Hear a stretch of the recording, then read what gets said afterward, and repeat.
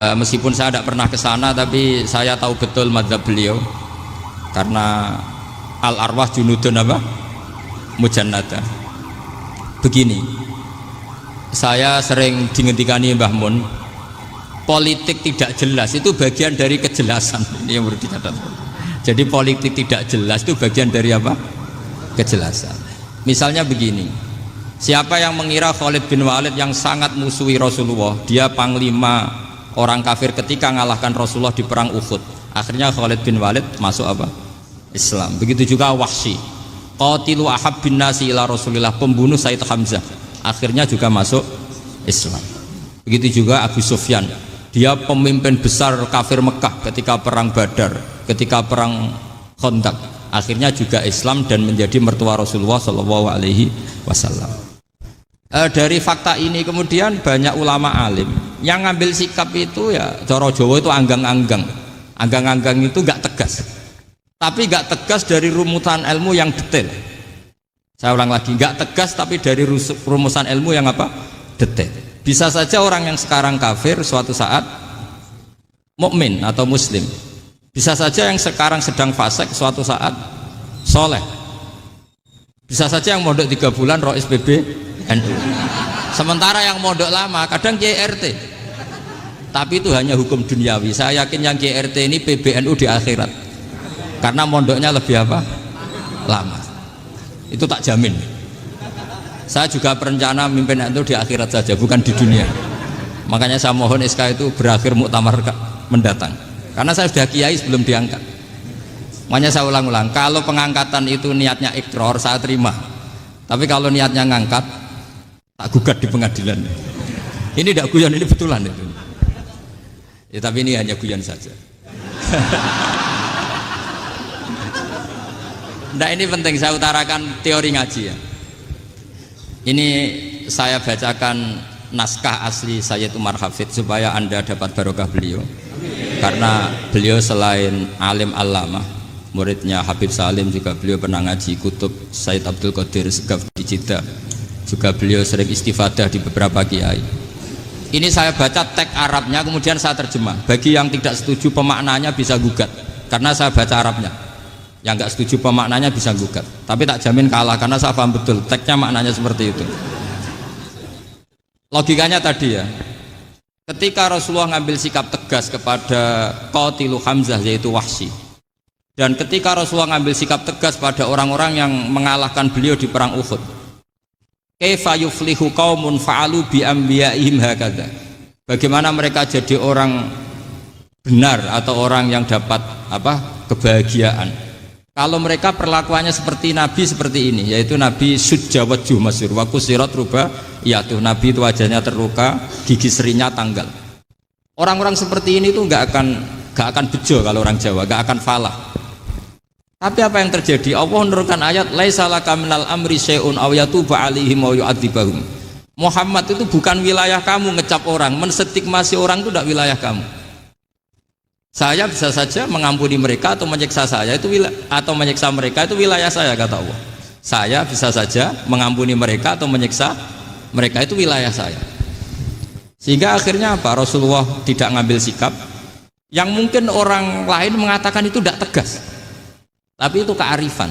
Betul, akhirnya Wahsy malah masuk Islam. Khalid bin Walid panglimanya juga masuk Islam. Dan beberapa orang kafir juga masuk Islam, termasuk mimbenihim, ketuanya yaitu Abu Sufyan. Ini penting saya utarakan. Makanya ini saya baca pembenaran dari konstruksi pikiran tadi.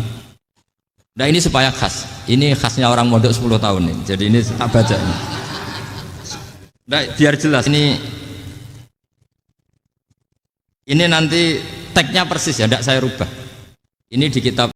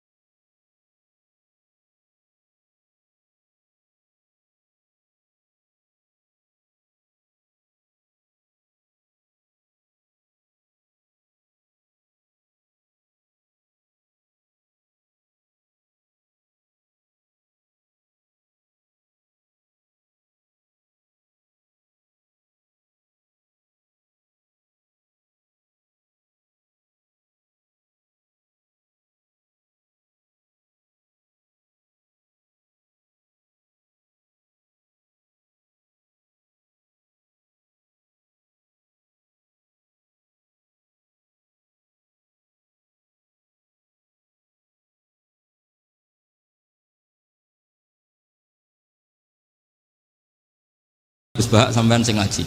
Sekali-kali ada perkembangan saya ngaji sampean yang mulang itu bagus itu. Meskipun itu perkembangan yang menyesatkan.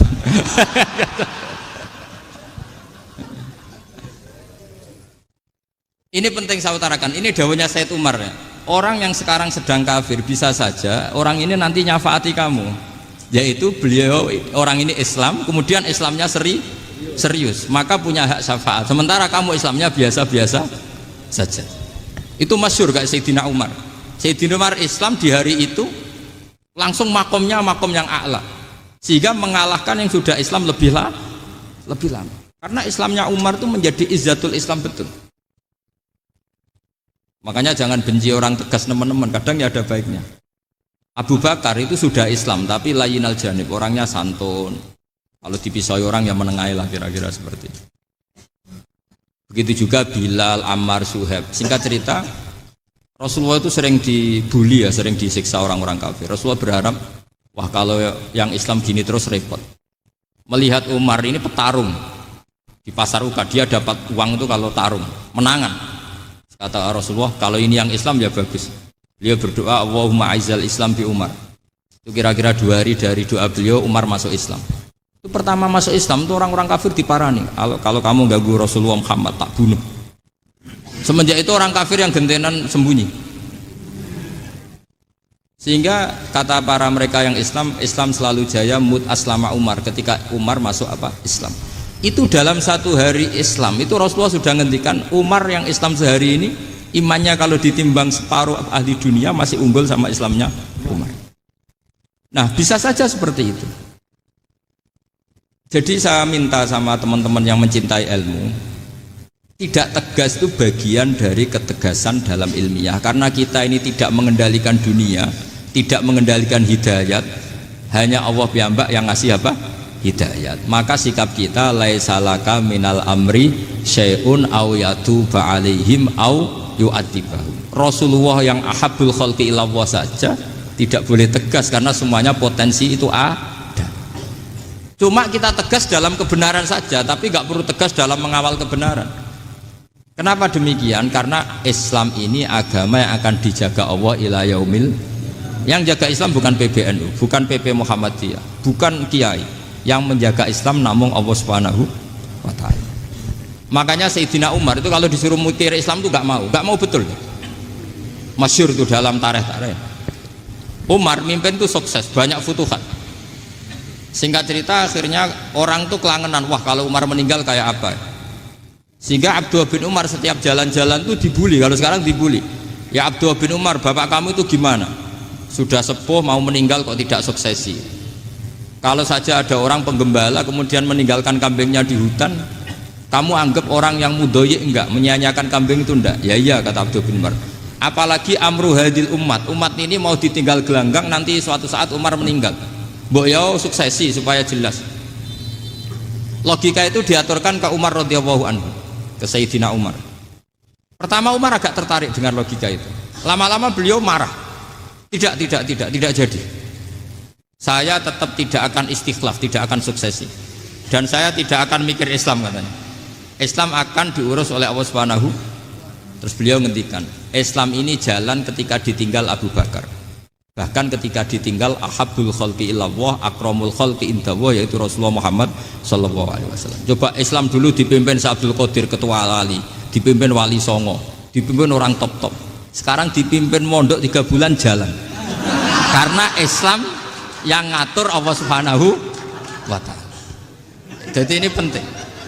Loh coba ustadz tuh banyak yang nggak bisa ngaji loh. Tapi ya laku ya nggak masalah. Loh saya kemarin di Korea seminggu. Itu TKI jadi khotib, ada yang jadi mufti, ada yang jadi suriah. Itu ada yang di sana jadi suriah, pulang ke kampung angon kambing lagi. Loh itu teman saya kenal. Suriah Korea. Iya suriah Korea tapi. Artinya gini, bahkan masjid semua yang di Korea itu didirikan oleh TKI dan TKW. Mereka digerakkan Allah untuk mikir agama, karena agama ini milik Allah. TKI saja mikir. Makanya ini penting, yo dakwah tapi tauhidnya sing kenceng, jangan dakwah kenceng tauhidnya kendor.